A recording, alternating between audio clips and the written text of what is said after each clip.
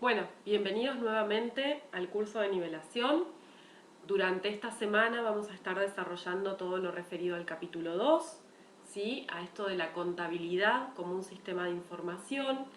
En esta segunda parte vamos a profundizar un poquito más y vamos a terminar con el tema para que ustedes puedan desarrollar los trabajos prácticos, pero vamos a hacer un pequeño repasito de lo que fue la primera parte de esta unidad.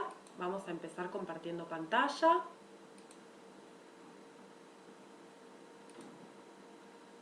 Ahí estamos. Bien. Bueno, nosotros hablábamos de la necesidad de información, ¿sí?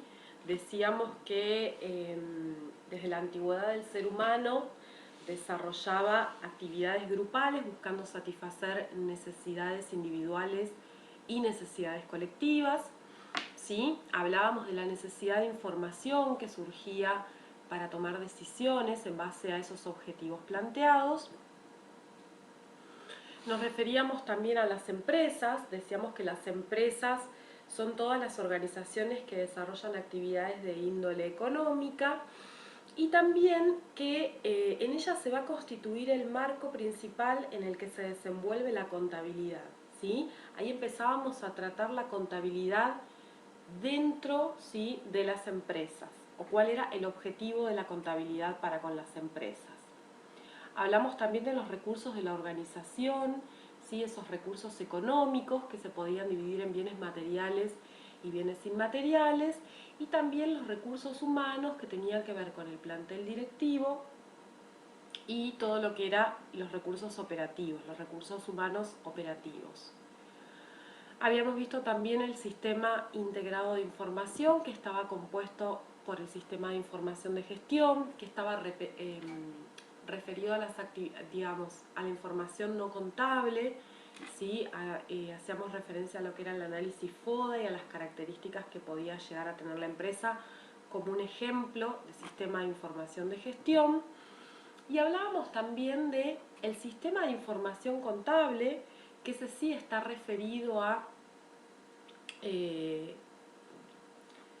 información contable procesada, que sea útil para la toma de decisiones y para el control de la gestión. Hoy vamos a estar haciendo un poquito más de hincapié en este sistema de información contable, ¿sí? Y para dar comienzo a esta segunda parte del capítulo número 2, vamos a empezar por definir la contabilidad. La contabilidad, fíjense esta definición que da Casinelli, que es bastante completa y que nos presenta la contabilidad como un medio, ¿sí? Dice que constituye una herramienta de comunicación. Ahí es donde nosotros podemos encasillar o podemos, digamos, etiquetar a la contabilidad como una herramienta de comunicación, ¿sí? Un medio a través del cual el emisor del mensaje, vamos a ver después quién es este emisor del mensaje, capta datos de una realidad que pretende describir, ¿sí? Ahí tenemos de dónde vamos a tomar esa información o qué información es la que nos va a permitir obtener la contabilidad, una realidad que pretendamos describir. Procesa dichos datos para elaborar información sobre la misma y transmite dicha información a los usuarios interesados, que son los receptores del mensaje, ¿sí? Con el objeto de que la misma les sea útil para la toma de decisiones. Yo les decía recién que esta definición es bastante completa y es bastante interesante, primero que nada porque nos dice qué es la contabilidad, ¿sí? Esto de que se constituye como una herramienta de comunicación, se presenta como un medio que conecta al emisor del mensaje para transmitir el mensaje hacia el receptor, y que el objeto, ¿sí?, el objetivo de la contabilidad es brindar información útil para la toma de decisiones. Si nosotros hablamos de lo que fue la evolución de la contabilidad, ¿sí?, presentada como una disciplina desde hace muchísimos años, muchísimo tiempo, estos objetivos fueron cambiando. En un primer momento se consideraba la contabilidad, o se consideraba que la contabilidad servía para mostrar un patrimonio que respaldara las obligaciones asumidas ¿sí? Nosotros decimos que el patrimonio de una persona o de una empresa funciona o sirve como prenda común de los acreedores. ¿Qué significa esto? Que frente a las obligaciones contraídas por la empresa, el patrimonio con el que cuenta sirve de garantía, ¿sí?, para dar una credibilidad sobre ese patrimonio a los acreedores, ¿sí? En caso de insolvencia o en caso de que no se puedan hacer frente a las obligaciones, los acreedores pueden atacar, por así decir, el patrimonio de la empresa. Por eso funciona como garantía común de los acreedores. Más adelante se pasó a considerar que el principal objetivo era conocer el resultado de las operaciones, ¿sí? Sin embargo, hoy en día decimos que el objetivo de la contabilidad es que brinde información útil para la toma de decisiones. Nosotros en la primera parte hablábamos de la información, decíamos que esa información tenía que ser pertinente, oportuna, confiable, comparable, ¿sí? Entonces, si reunimos todos esos atributos que debe reunir la documentación, la información, perdón, vamos a tener una información que sea útil para la toma de decisiones. Bueno, el esquema con el cual podemos resumir esta definición o el esquema del cual vamos a desprender los sujetos que intervienen, ¿sí?, en este esquema de la contabilidad, tenemos por un lado al emisor, ¿sí?, este sujeto emisor que es el órgano de gestión de la organización. ¿Quiénes pueden ser los sujetos emisores? Bueno, el directorio, si estamos en una sociedad de tipo anónima, la gerencia, si es una sociedad de responsabilidad limitada, en realidad los administradores. Nos vamos a referir al sujeto emisor como el órgano de gestión de la organización, ¿sí? Es el que nos va a brindar esa información. ¿Cuál es el mensaje que nos van a brindar? Bueno, esa realidad que decíamos hace un ratito que se pretendía describir, una realidad económica y social de un momento determinado, ¿sí? O como decíamos acá, captamos una realidad que es la que pretendemos describir y distribuir en ese mensaje.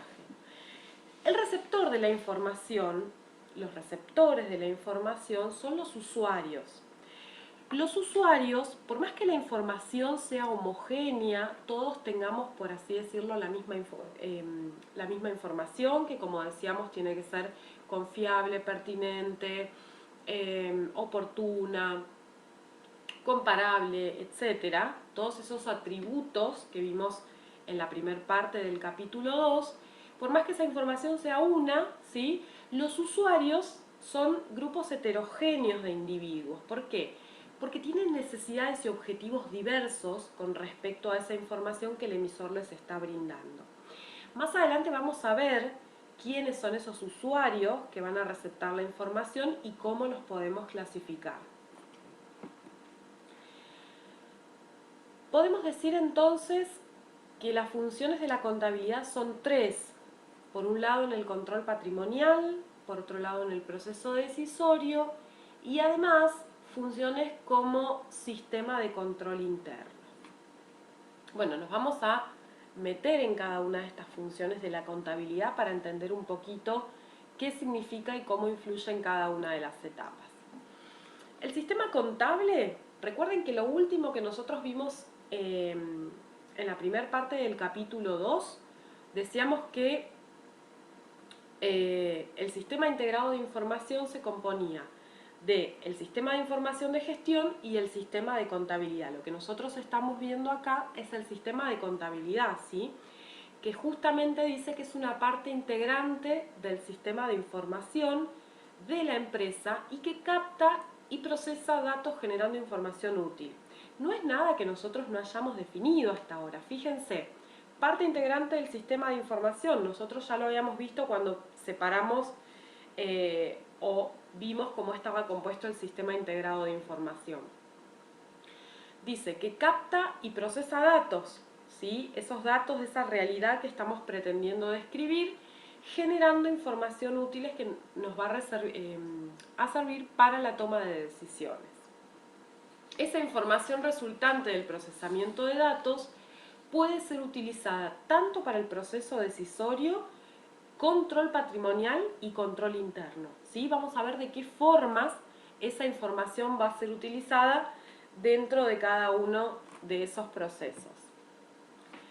Bien, la contabilidad en el proceso decisorio, recuerden ustedes que la administración intenta combinar esos recursos que habíamos hablado, esos recursos económicos y esos recursos humanos que integran la empresa para lograr satisfacer de la mejor manera posible sus objetivos y también los objetivos de aquellos que participan e interactúan con ella.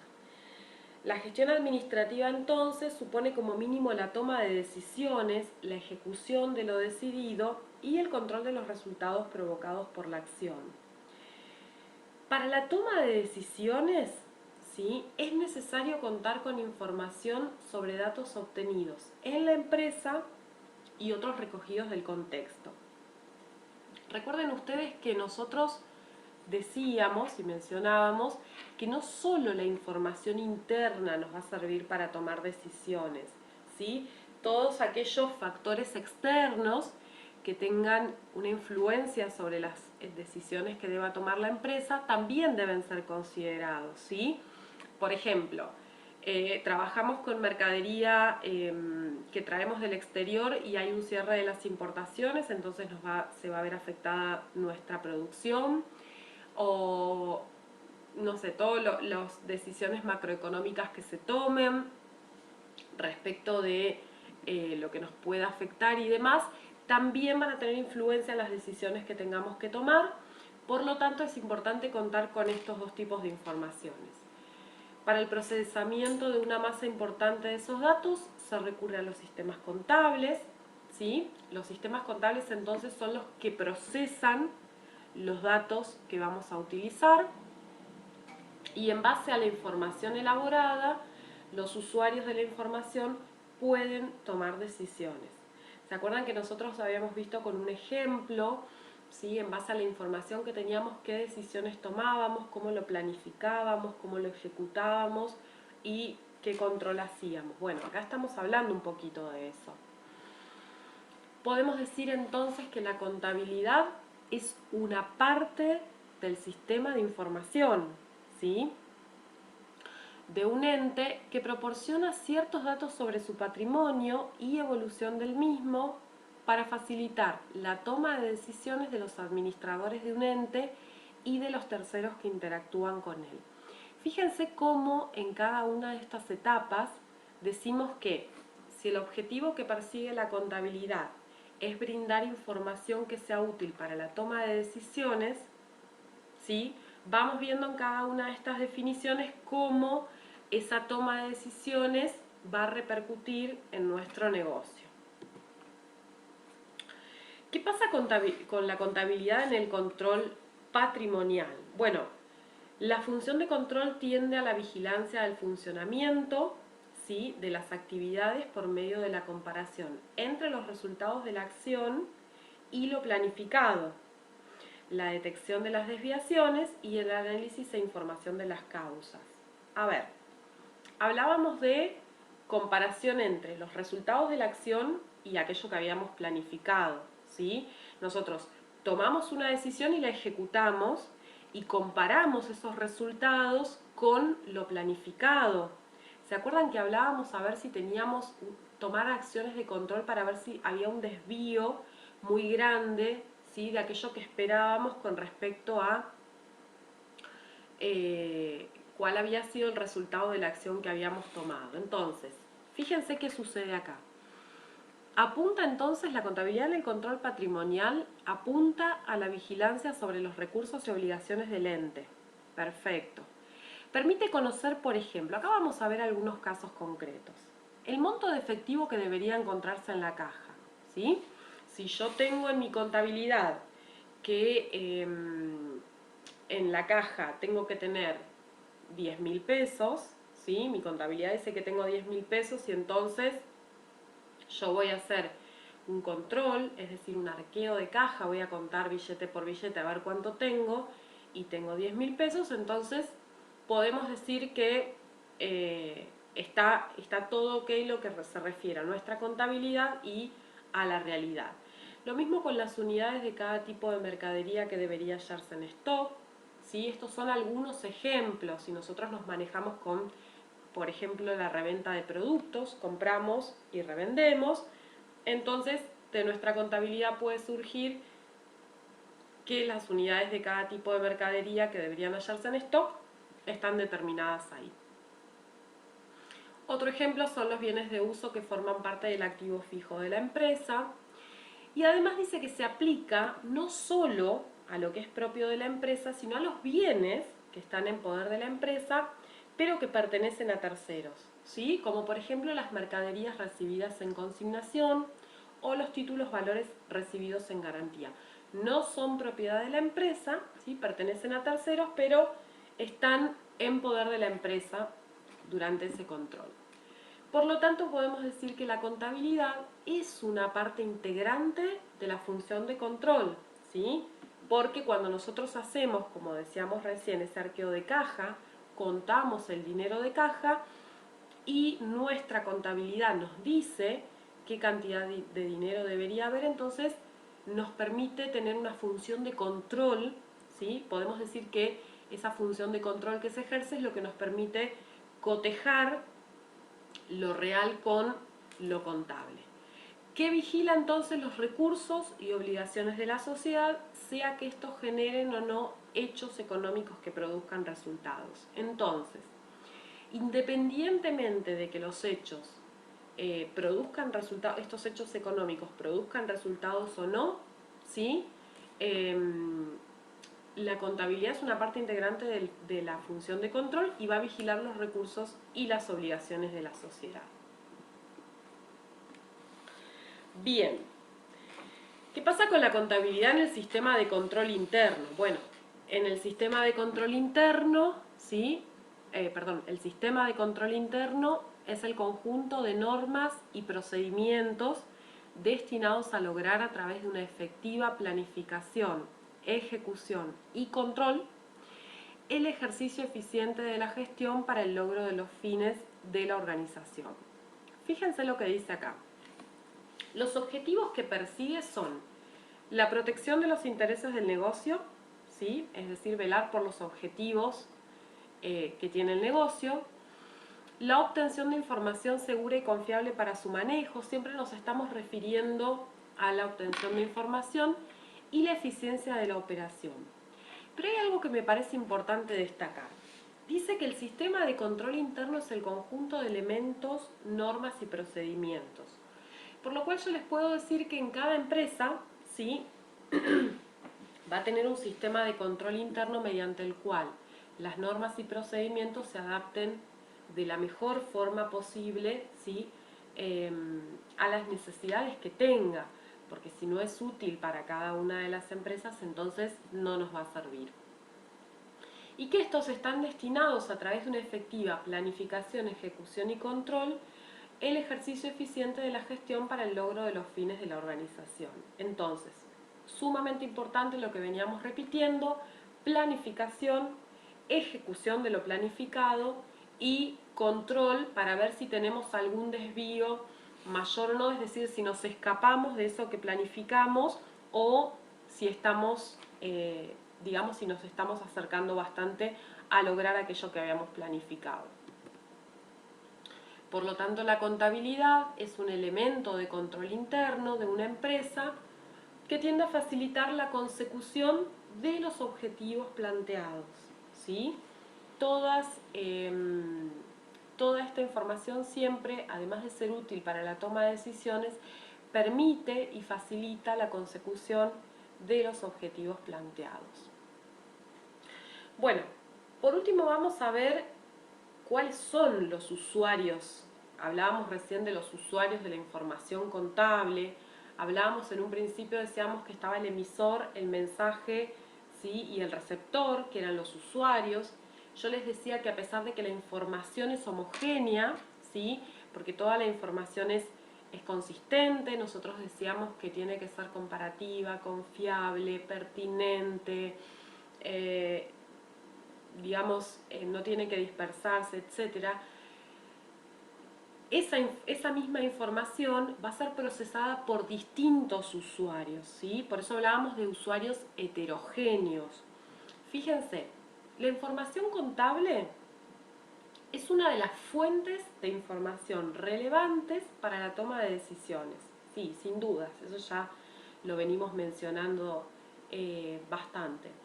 Y es considerada por distintos usuarios, esto que les comentaba recién, de que todos los usuarios, al tener necesidades diferentes y al tener objetivos diferentes, van a procesar esa información, ¿sí? O van a utilizarla de una manera diferente, los cuales pueden tener objetivos diversos y tomar distintas decisiones. Bien, a partir de esto podemos clasificar a los usuarios en internos y en externos. ¿Quiénes son los usuarios internos de la organización? ¿Sí? Algunos pueden ser los accionistas mayoritarios, ¿sí? Que son aquellos que tienen el poder suficiente para decidir el futuro del ente. Por la participación de estos usuarios en la empresa, ¿sí? Es que van a poder tomar decisiones respecto de cuál va a ser el futuro o cuáles van a ser las decisiones que se van a tomar respecto del negocio. Después tenemos responsables del área de planificación y decisión. Acá la información es sumamente importante porque fíjense que comprende a los más altos directivos, que son quienes van a definir los grandes planes y políticas a seguir sobre la base de la voluntad de los accionistas, ¿sí? Las decisiones más importantes generalmente surgen acá. Después están los responsables del área de ejecución, ¿sí? Que son aquellos que van a ejecutar la voluntad de los accionistas y los planes de la alta dirección sobre la base de la información accesible. Fíjense que en todos los niveles, ¿sí? En los más altos niveles, en los niveles gerenciales, en los niveles de ejecución, la información es sumamente importante. Y por último, el personal en general, donde cada vez es más frecuente que el personal se mantenga informado sobre la marcha de los negocios y nuevos planes previstos. Piensan que ahora es mucho más fácil y mucho más accesible contar con información, ¿sí? Con todo esto de las redes y con todo esto de internet y demás. Es mucho más accesible obtener información, los canales de comunicación que son mucho más accesibles nos permiten llegar a la información y obtener información que nos permita mantenernos informados. Respecto de los usuarios externos, nos vamos a encontrar con accionistas minoritarios o potenciales. ¿Qué pasa con estos usuarios? Ustedes van a decir, bueno, pero si son accionistas deberían ser usuarios internos. Bueno, pero ¿qué pasa?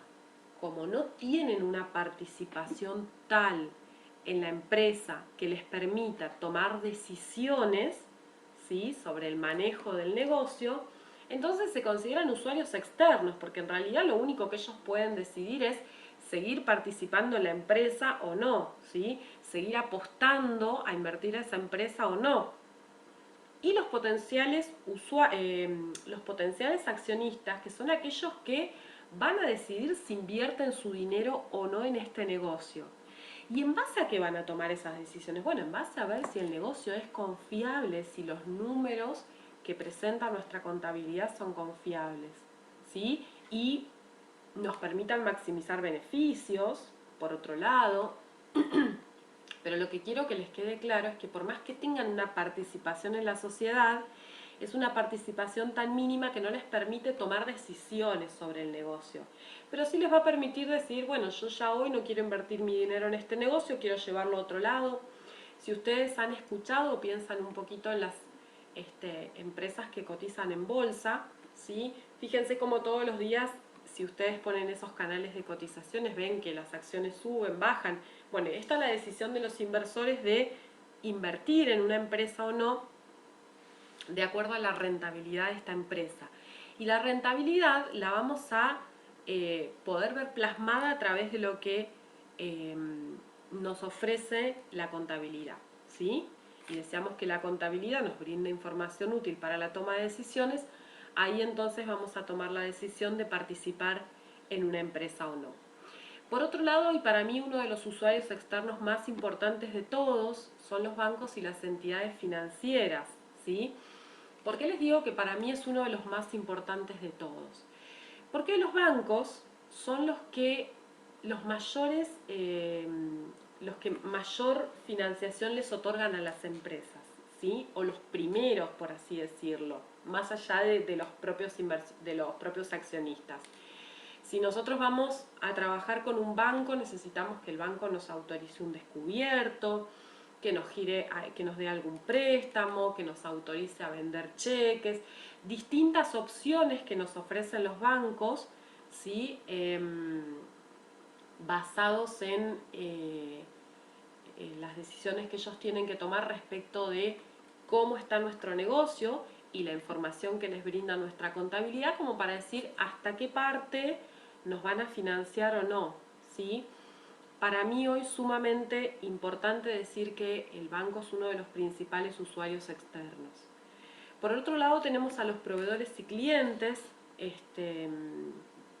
podrían ser podrían financiarnos de alguna forma medio indirecta, ¿sí? Porque si nosotros le compramos a nuestros proveedores a crédito, ¿sí? Es decir, les compramos financiado a 30, 60, 90 días de pago, ¿sí? Esa capacidad de financiamiento que nos van a otorgar los proveedores tiene que ver también con esto de que nosotros le mostremos que nuestros números, que nuestra contabilidad es lo suficientemente confiable y lo suficientemente buena como para que ellos nos otorguen alguna posibilidad de financiamiento o no. De la misma forma que nosotros lo podemos hacer con los clientes, que es otro de los usuarios externos que tenemos ahí, más que nada para demostrar la solidez y confiabilidad de su empresa proveedora, ¿sí? Entonces ahí tenemos otros usuarios externos también. Y por otro lado, ¿sí? Y no me voy a meter en profundidad con este tema, es el estado de sus organismos, mediante lo cual la información que está contenida en los estados contables les va a permitir verificar la correcta liquidación de los tributos y las cargas previsionales a percibir. Durante la carrera, sobre todo aquellos alumnos que vayan a estudiar contador, van a ver mucho lo que es la liquidación de tributos, la liquidación de impuestos de las distintas empresas, ¿sí? De la misma forma que lo vamos a ver para los usuarios usuarios individuales. Y las cargas previsionales, que son las cargas sociales que pagamos por tener empleados, los impuestos que tenemos por tener empleados, mediante lo cual nosotros, si le demostramos al Estado que nuestra capacidad contributiva es buena, que lo hacemos de la mejor forma y demás, entonces también estamos presentando información para este tipo de usuarios. Bueno, tenemos algunos otros como los empleados y sus asociaciones, ¿sí? A los empleados les interesa conocer la marcha de los negocios para asegurar su futuro laboral, a las asociaciones sindicales, que son aquellas que protegen a los empleados para verificar que toda la liquidación sea correcta, las empresas competidoras que están interesadas también en conocer la marcha de los negocios para definir ciertas estrategias competitivas.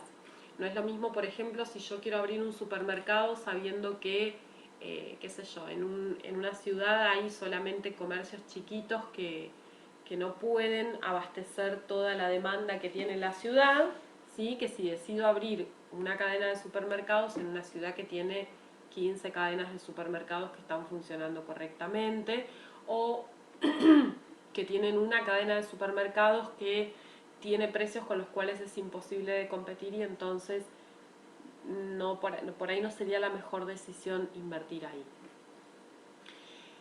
Medio ambiente y generaciones futuras y agentes sociales también, ¿sí? Vamos a encontrar infinidad de usuarios externos en la medida en que nuestro negocio tenga que ver o se relacione con alguno de estos posibles usuarios.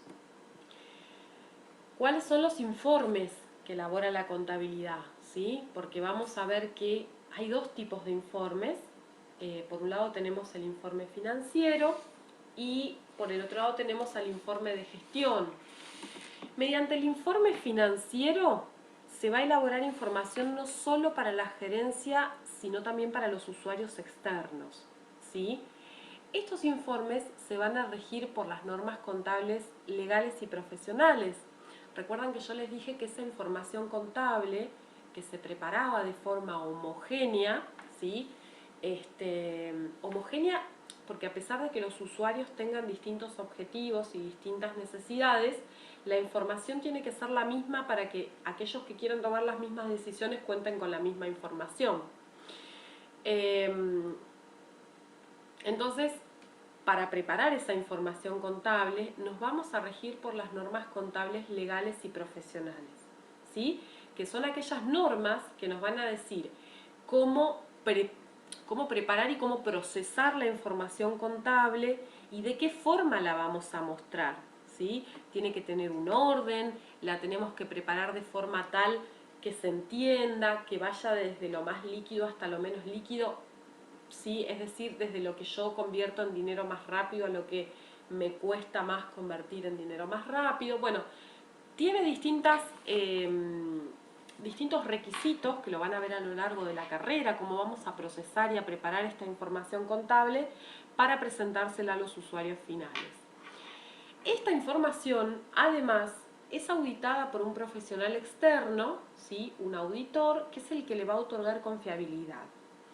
¿Qué significa esto? Que la información sea auditada significa que alguien va a controlar esa información de forma tal que cuando la controle y le dé veracidad, esa información se va a convertir en información confiable. ¿Se acuerdan que hace un ratito yo les mencionaba el ejemplo del arqueo de caja? El arqueo no es más que contar la cantidad de billetes y monedas que yo tengo en la caja de mi empresa. Bueno, si este profesional viene a hacer la auditoría, viene a controlar lo que nosotros decimos que en nuestra contabilidad tenemos, entonces, cuando él vea que nuestros libros dicen 10.000 pesos y cuenta el dinero que tiene en caja y realmente estén los 10.000 pesos, ese control vuelve a nuestra información confiable, ¿sí? Entonces él va a decir que realmente nuestra información, al auditarla, al controlarla, resulta confiable. Además, estos informes tienen una característica muy especial, porque nosotros nos referimos a que la información se refiere a un periodo específico, sí, a un momento específico, a una información que querramos mostrar. Pero esta información se tiene que presentar en forma periódica, ¿sí? Dividiéndose la vida del ente en periodos de igual duración denominados ejercicios económicos. ¿Se acuerdan que nosotros decíamos que la información se tiene que presentar en forma comparativa? Bueno, si nosotros estamos presentando información contenida en un mes comparada con información de 5 meses, entonces esa información no va a tener los fines comparativos que nosotros buscamos, ¿sí?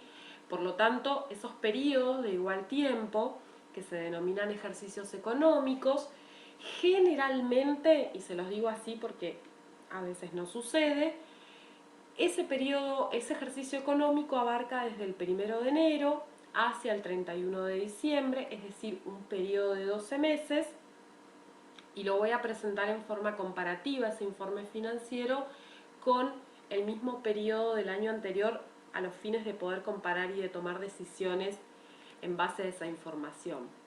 Les decía que también algunas empresas tienen ejercicios económicos que abarcan otro lapso, como por ejemplo, no sé, 1 de abril al 31 de marzo del año siguiente, 1 de junio al 31 de mayo del año siguiente, pero siempre tienen que ser 12 periodos, 12 meses, perdón. El periodo dura generalmente un año calendario. Las excepciones, y más en profundidad, lo van a ver por supuesto cuando empiecen con la carrera. Lo que sí tienen que saber es que para que esa información sea comparable, ¿sí? Tiene que presentarse en forma periódica y los periodos tienen que tener todos la misma duración. Esto no significa, chicos, que no se puedan preparar periodos de lapsos más cortos, como para presentarnos informes trimestrales, informes semestrales, como para ir teniendo un control sobre la información, ¿sí? Pero en principio lo que vamos a hacer es presentarla en periodos de igual duración de 12 meses, ¿sí? Y vamos a poder compararla entonces con el mismo periodo del ejercicio anterior. Les repito, Podemos hacer informes trimestrales, semestrales, cuatrimestrales, lo que ustedes quieran, siempre y cuando comparemos mismos periodos, ¿sí? Misma cantidad de meses. Bien, y por último tenemos el informe de gestión. El informe de gestión se genera para los usuarios internos de la organización, no se rige por normas contables específicas, es decir, la norma contable que nos decía cómo vamos a preparar los informes financieros no nos establece con precisión o no nos establece de forma obligatoria cómo tenemos que preparar los informes de gestión porque no se rigen por normas contables específicas. No requieren tampoco una auditoría de manera obligatoria, ¿sí? No hay obligatoriedad, y brindan información tanto histórica como prospectiva, ¿sí? Como para tener un plus adicional en lo que es la toma de decisiones respecto de estos informes. Bueno, espero que la clase de hoy les haya servido. Con esto van a poder desarrollar la segunda parte del práctico, ¿sí? Este capítulo, para cerrar este capítulo 2. Recuerden que el jueves vamos a tener la segunda clase práctica y el día viernes vamos a hacer un repaso de todos estos contenidos, con lo cual cualquier duda que tengan el día viernes nos vamos a encontrar para esto de forma sincrónica, ¿sí? Así que los espero a todos en la clase de Zoom.